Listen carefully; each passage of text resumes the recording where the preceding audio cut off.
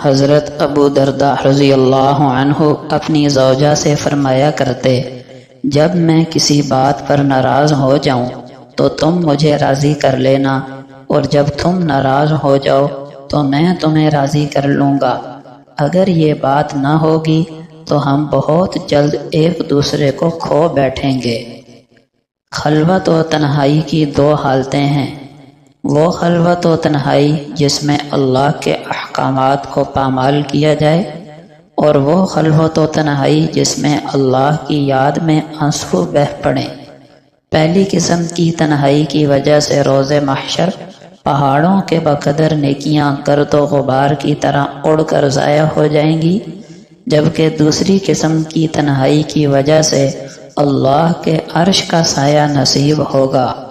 حضرت عبداللہ ابن عباس رضی اللہ عنہما فرماتے ہیں، جب تو اپنے ساتھی کے عیبوں کو بیان کرنے کا ارادہ کرے تو اپنے عیبوں کو بھی یاد کر لیا کر۔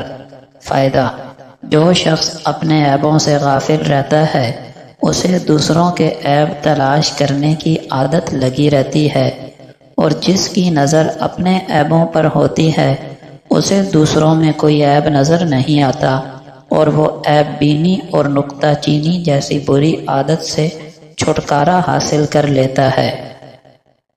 آپ کی ہونے والی بیوی یا آپ کا ہونے والا شوہر آپ کی آنے والی نسل کو سنوار بھی سکتے ہیں اور بگاڑ بھی سکتے ہیں، لہٰذا شادی کرتے وقت لڑکی یا لڑکے کی دینداری اور اخلاق کو دیکھیں، صرف دولت اور حسن کو نہیں۔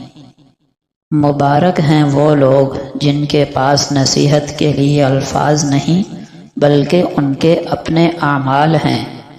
خوبیاں ڈھونڈنا بھی ایک خوبی ہے اور عیب ڈھونڈنا بھی ایک عیب ہے۔ ایک فقیر نے ایک مالدار آدمی سے کہا، اگر مجھے تمہارے گھر میں موت آ جائے تو تم میرے ساتھ کیا سلوک کرو گے؟ مالدار نے کہا، میں تمہارے کفن وغیرہ کا انتظام کر کے دفن کر دوں گا۔ فقیر بولا، ابھی میں زندہ ہوں، مجھے کپڑے دے دو، اور جب مر جاؤں تو بغیر کفن کے دفنا دینا۔